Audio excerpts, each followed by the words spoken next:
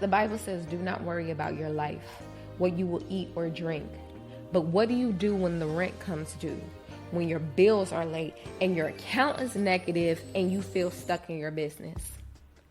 Today, I'm going to share with you how I went from that exact same place, from panic to peace, and how I finally learned how to trust God through the times of lack. I remember being as early as 4:05, right? And I remember my mom routinely spreading the dollar bills over the bed, right? Whenever she got paid. And then she would then go and spread all the utility bills over the bed that needed to be paid. Okay, so for some reason, I just knew as a child that there were always more utility bills than there were dollar bills to work with. And I would take on this stress as a child because I would see her worry, I would see the arguments that would come up, and it made me learn really early, way too early, that money wasn't just paper, wasn't just these dollar bills that I'm looking at. It was a source of tears. It was a source of arguments, silence, and even fear. And I'm gonna get into how I even learned that money was something that led to violence. We're gonna get into that. And I'm sharing this because I know that I'm not the only one who grew up with financial trauma. And if you are someone who still feels that pit in your stomach every time rent comes due, or if you struggle to make peace with your finance, even now that you are making even more money than you were before, this episode is for you. Growing up in Chicago, there were times that the lights would go out and I would just know, oh, light bill ain't been paid again. Okay. And when this would happen, we knew the protocol. I knew to go get the lanterns. Yes, the lanterns. My mom had lanterns, y'all, not even flashlights. Like the lanterns that you keep trimmed and burning. Yeah, those. We had those. I got the oil. Okay. I lit it up. I'm like, okay, cool. And we be sitting there with the candles. I'm like, okay, let's see how long it takes for the lights to go on this time. And the winters, Lord, the winters were the worst. In the cold winters of Chicago, y'all. I'm not talking about Houston, California. I'm talking about Chicago winters. The gas would get cut off. Yes. In order to sleep through the night, I had to get 2 pairs of socks, some jogging pants, a hoodie and a coat, maybe even some gloves just to get through the night, okay? When it came time to take a bath, we would go boil some water right before school, and we would mix the boiling water with the cold water so it's the right temperature, okay? We made do with what we had. And there were times that we would run out of the milk. So, me being creative, I wanted cereal. There was some frozen ice cream sitting in the back of the fridge or the freezer. And what I would do is I would take this old frozen vanilla ice cream, I would melt it in the microwave, get it just right so that it's still cold, so that the ice cream is still melting so it's not warm, and then put the generic, not even Frosted Flakes. We didn't even do the Frosted Flakes. We did the Corn Flakes, the Aldi brand, okay? We did the Aldi brand the Aldi brand Corn Flakes. I would put that in a bowl, in the melted ice cream, and that held me over. That low-key went hard. Don't judge me, okay? We did what we had to do. I didn't notice that this was an issue until I went into middle school, where I was exposed to so much more that I didn't even know existed. But before we get there, I need to take y'all through a memory that I had the day before kindergarten when I was 5 years old. I remember there was someone who rang the doorbell, and I would get excited whenever somebody would ring the doorbell. So I'm running down the stairs. We lived in a 2-flat, right? So my Nana and Poppy, my mom's aunt, that's a long story, but my nana and Poppy, her husband, they lived on the first flat, and then me, my mom, my sister, my two nephews at the time lived on the second flat, and my dad, right? So that's how it was on the first flat. Nana, Poppy, his daughter Peggy, and it was a bunch of people in this house, right? There at least like good 14 to 16 people, given if somebody was coming back home or not, if they got kicked out of their apartment, whatever. In this one period of time, in this like literally, how many bedrooms? 3-bedroom house, literally 14, 15, 16 people living in this 3-bedroom house. But I will run downstairs, open the door. I didn't open the door. I ran downstairs. I looked through the peephole, and I saw these men dressed in black. And they said that we're here for my dad, right? And so I called my dad. He was asleep. So we woke him out his sleep. So he's cranky because he getting woken up out of sleep. And he like, because he Jamaican, so he would just mumble. Like he ain't never spoke his words. He just, I don't know. And so he come down the stairs, and then he just opens the door. He doesn't look through the peephole to see if he knows these people. He doesn't see, because they said that they were there from his job to deliver his keys because he forgot his keys. And so he just opens the door. The minute that he opens the door, all of a sudden, these men dressed in black had these black masks on. I don't know how they got the mask on that quick, because I don't remember seeing the mask when I was looking through the peephole. The things you recall when you actually like start telling a story. But they come in, guns blazing, right? And I'm looking, I'm 5 years old. I'm just like, that's a pow pow. I'm saying pow pow now because I remember I'm recording this for YouTube. So, I got to use the right YouTube words. I'm like, that's a real pow pow. And then I'm like, and then I see my parents getting scared. I'm like, oh, this is not a game. This is for real. So I run up the stairs. I get my nephews, because they were just like, we were like brothers and sisters growing up, because they were just like a year or two young, 3 years younger than me at the time. So I get us all on, I got us all on the couch in the living room upstairs. And I'm just like calming them down, telling them, it's going to be okay. It's going to be okay. I remember trying to assure them that it's going to be okay, even though they started crying. And so I remember I'm terrified, I'm scared, but for some reason, I just had the peace of God that everything was going to be okay, that at least the kids were going to be spared. Because for some reason, I felt like street code was you don't harm the kids in my mind. Okay, things have changed, but back in the 90s, that's what the code was. You don't mess with the kids. So I felt like at least me and my nephews would be fine. And all of a sudden, I hear all this rumbling and tumbling. I hear the pow pow go off, right? And so I'm like, oh my goodness, am I going to have parents after this? I don't know, because everybody was downstairs. People were being tumbled. I heard a whole bunch of rumbling and tumbling, and it was just crazy.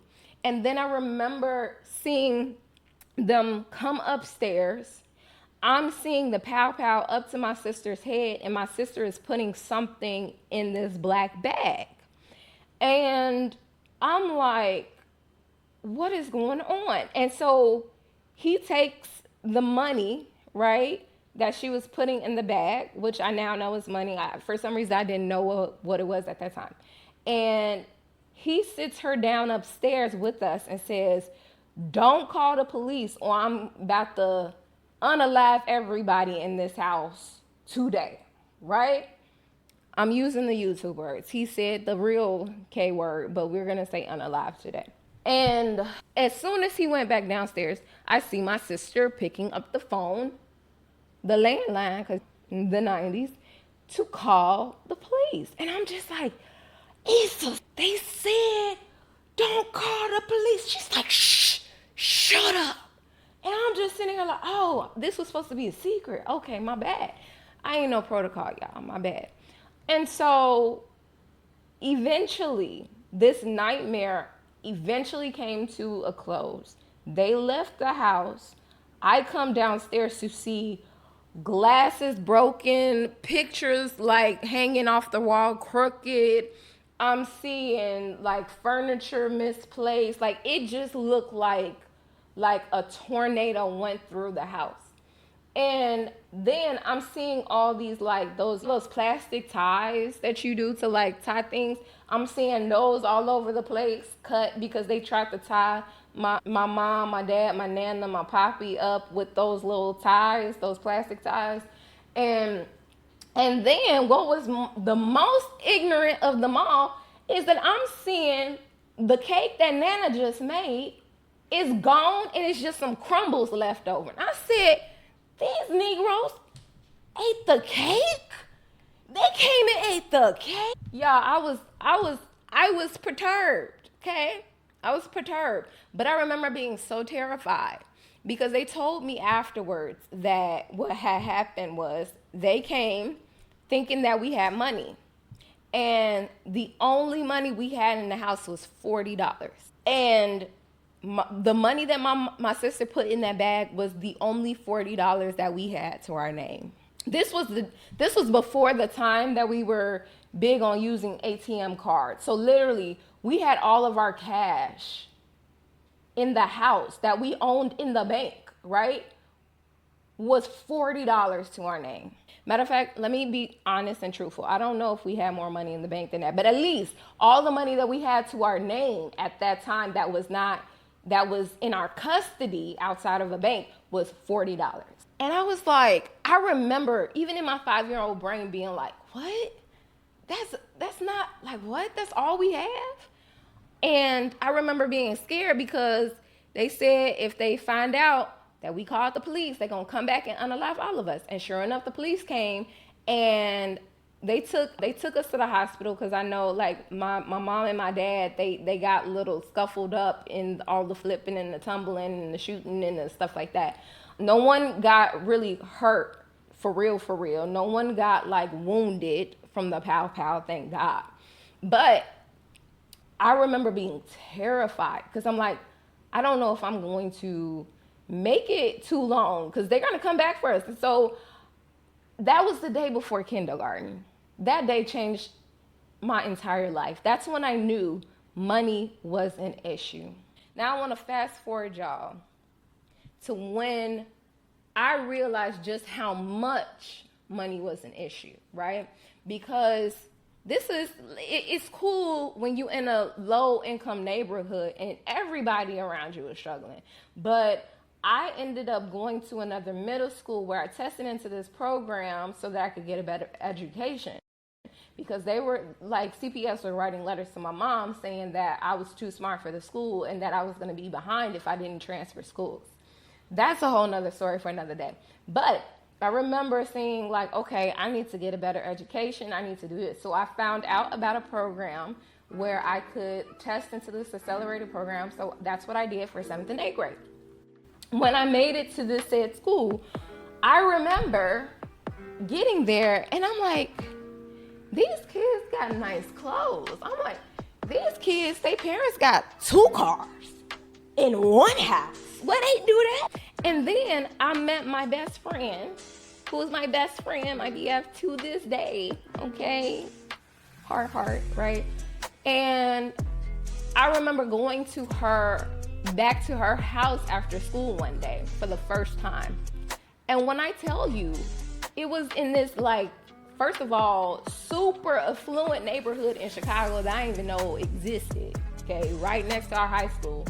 And her house had about maybe at least 5 to 6 bedrooms, right? It had like, they were doing an extension to the house. There was a pool in the back. They had literally at least 3 to 4 luxury cars in her closet. The closet alone. Mind you, I was rotating between maybe 5 or 6 outfits that I had to keep. Matter of fact, let me take that back. I had about 10 outfits. 10 outfits that I would rotate between. And that's all the clothes that I had to my name. She had a closet full of clothes. And then that's when depression started to creep up on your girl, okay? Depression so bad that it got me to the point, not only just my money issues, but there were so many other issues going on. But it got me to the point where I felt like my life was not worth living. Where I felt like just aliving myself would be a reprieve. And I remember getting so low and getting so desperate for an out. And I remember the day that I was gonna do it, I remember God telling me to stop. I didn't know it was God at the time. I just heard a voice in my head that said, stop. I need you to stay around because I need you to be the hope for some little girl coming after you who needs the hope that you need right now. And you gotta be that hope for that little girl who's coming after you. For some reason, I had to have been like 13, 14 at this time. That changed my life. That's when I said, you know what, we need to do something. I need to make a move. I need to get my life together because I had always been an honor roll student, but around this time when I was getting depressed and there was so much going on, my grades started falling down to the floor, and for the first time in my life I wasn't an honor roll person anymore. But when I got that new sense of purpose, I was like, you know what, I'm not playing these games no more. So I started being like, okay, I need to go and I gotta do something to make money from me and my family so we could get up out of this situation. And I remember thinking that I had to go be a doctor because my parents are Jamaican. That's all they know is you go and you become a doctor. Because that's all they know. All they know is the hospital, okay? And I remember taking my first biology class and I said, this ain't it. I'm not gonna make it. So I gotta find something else. So I'm having a young life crisis at 14. Like, I don't know what my career is gonna be. I gotta figure this out tomorrow. So someone at my church found out and she's like, Deanna, aren't you good at math? And I'm like, yeah. And she was like, how about you become an accountant? And I'm like, what's an accountant? And she was like, I don't know. But I remember I went home and I Googled that day, because by this time we had internet. I think we had dial-up or something at this time. But by this time I had internet. I went and Googled what is an accountant. It told me that they deal with finances. I said, say less. That's all I need to know. Because in my mind, I'm like, if I go into a career field that deals with finances, I'm going to learn what I need to learn to go and help my family and to help other families. And I, for some reason, felt like I knew that that was tied to my purpose at that time. So fast forward, now I'm into this career as a CPA. And it is not what I thought it was gonna be. But I still felt this weight of responsibility, like this impending doom coming where eventually my parents, because my parents were really older, like they had me at 39 years old. So I always felt this impending doom coming where they were gonna retire and they were gonna rely on me to basically take care of them.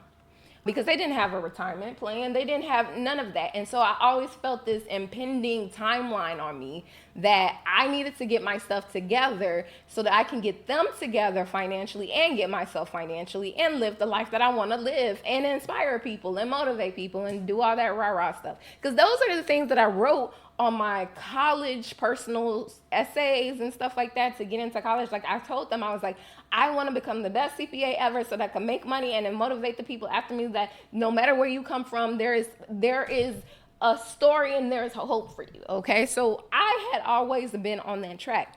By the time I get into my career and I see what's really going on, I'm like, this ain't it. I'm not, and I started losing hope again that I could become this motivational icon that I was thinking that I was destined to become. I started losing hope that I could get in the financial situation that I wanted to get into before something happened. And sure enough, come 2017, my dad gets diagnosed with cancer.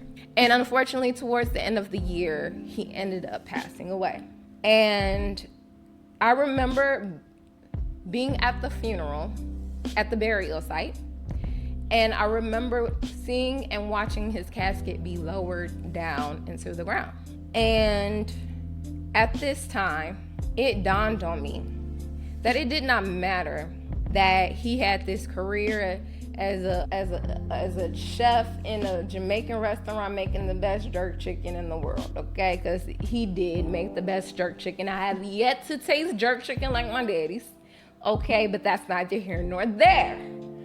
But no shade, the jerk chicken has not changed anybody's life outside of me and my family, right?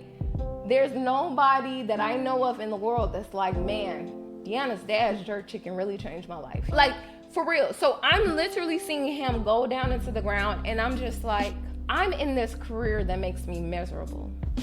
And what is the path that I'm working towards? Just to become a VP at a Fortune 500 company? It just to give my parents bragging rights, or my mom now at this point, just to give her bragging rights so she could say my daughter became successful?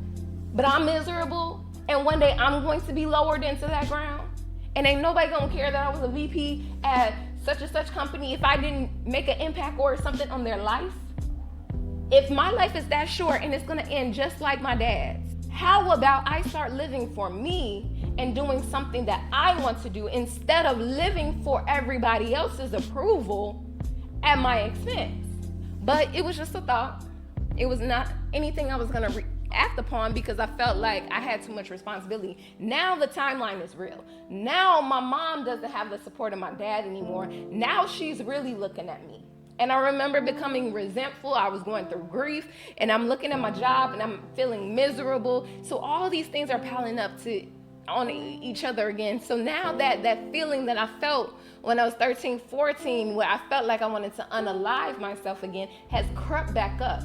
And I remember going to work, and every day I'm holding back tears at work, at my desk, at my stall, to the point where they started saying, like, are you happy here? And that started to make me nervous because I'm like, they're gonna fire me because I'm not happy, but I don't know what to tell them. I can't stop crying. Like, I don't know what to do. And so I finally just went to the bathroom stall, and I was like, God, you gotta tell me what to do. I went to the stall at my job and I wailed. Do you hear me? Wailed like, God, you have to tell me what to do, because this is not it. You have to tell me. And the next day, I'm on the phone with my friend, and she's like, let's move to Houston. And I'm like, what?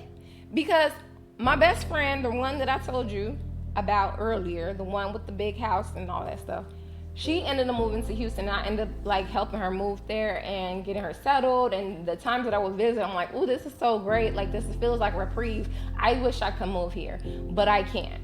And the reason why I felt like I couldn't was because I felt like I was obligated to stay in Chicago to help my mom, and because of my job, right? And then when my other friend was on that phone saying we should move to Chicago, she was like, no, I'm serious. Like, I'm not joking. I'm like, for real. And I'm just like, huh? Because now I remember the conversation that I had with God the day prior. And I'm like, huh, okay.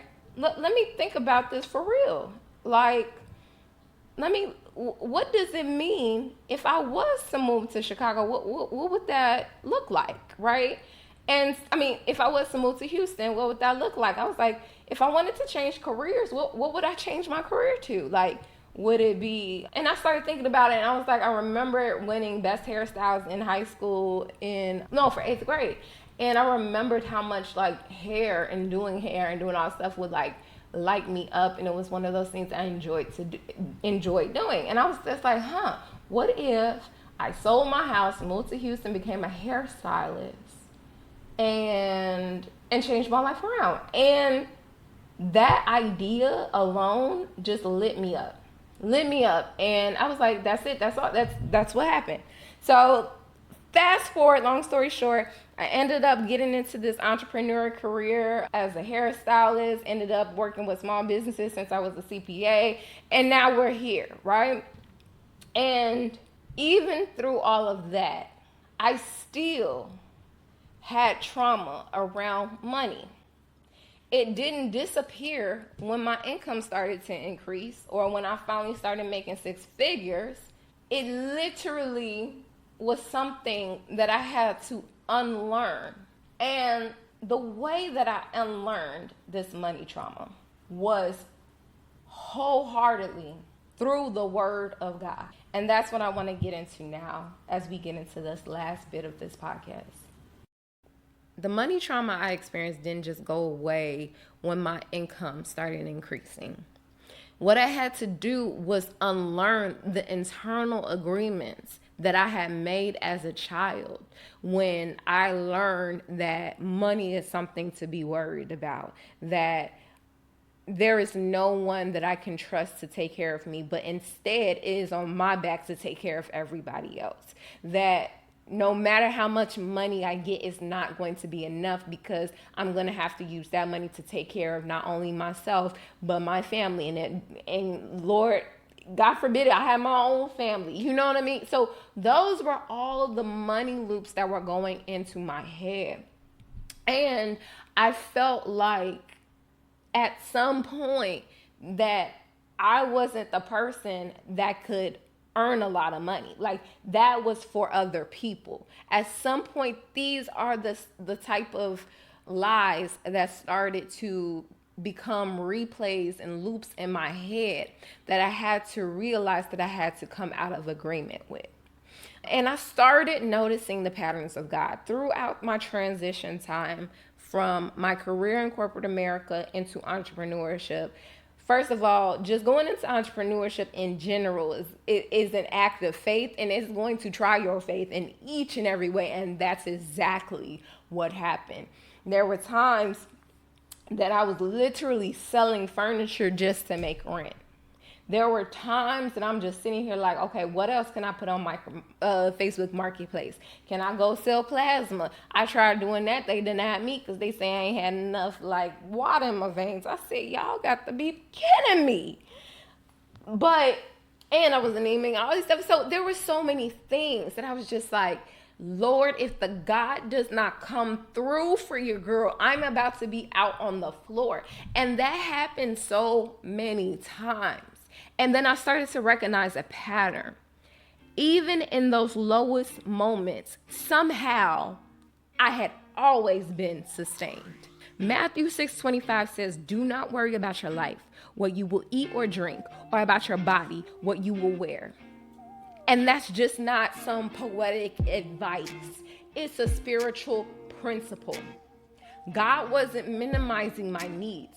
He was just inviting me to trust him to provide my every need. So bit by bit, as each occurrence would occur, where money would get low, things would get hard, things would feel impossible, my back was against the wall. Each and every time God would come through bit by bit, I started realizing I did not have to fear, because I started thinking back to all the times that I was nervous and all the times that I was like, oh, this is going to be the time I'm on the street. This is going to be the time, like all the times I was making provision to have to move back to Chicago and stay in the house with my mom and all these different things. I realized that the time I spent worrying in those situations was a waste of time because God came through each and every time. And if he's been faithful then, what makes me think he's not going to be faithful now? So what I had to do was stop coming into agreement with scarcity. Because why? I serve a God of provision. I serve Jehovah Jireh, the God that provides. And then one day I just realized, the next time money got a little funny, I said, I'm going to be okay. I got a stable income now. I got a roof over my head. I have peace. Not because I figured it all out and I figured out how to get myself out of these money problems, but because I finally let God be who he has always been to me, and he will always be to me, my provider. Studies show that people who grew up with financial instability often develop something called hypervigilance. Always watching for something to go wrong. Even when things are going right, your nervous system is still waiting for the other shoe to drop. That's not because you're broken. That's because your body is trying to protect you. But now, as adults, we need new tools. For me, these tools look like building margin, spiritually, emotionally, and financially. So practically, that means that I had to budget. I had to create some breathing room, separate savings from spending accounts, and checking in with God before I make major money decisions. Not impulsive spending, like doing all the things that I know practically I need to do to be a good steward so that I can do my part. But in the meantime, I allow God to do his part and always provide. I want to speak to you directly. If money still feels like a monster under your bed, you don't have to come into agreement or stay into agreement with anxiety. You don't have to rehearse fear just because it's familiar. You can choose peace. You can break the cycle. Philippians 4:19 says, "My God will supply all your needs according to his riches and glory in Jesus Christ." That's a promise. It's not performance-based, it's covenant-based. And if you have been striving to feel safe, ask yourself this. Is this effort coming from a place of trust or trauma? My journey didn't just change overnight, but it changed direction the moment that I chose faith over fear. And you can too. Your past may explain your anxiety, but it doesn't define your future.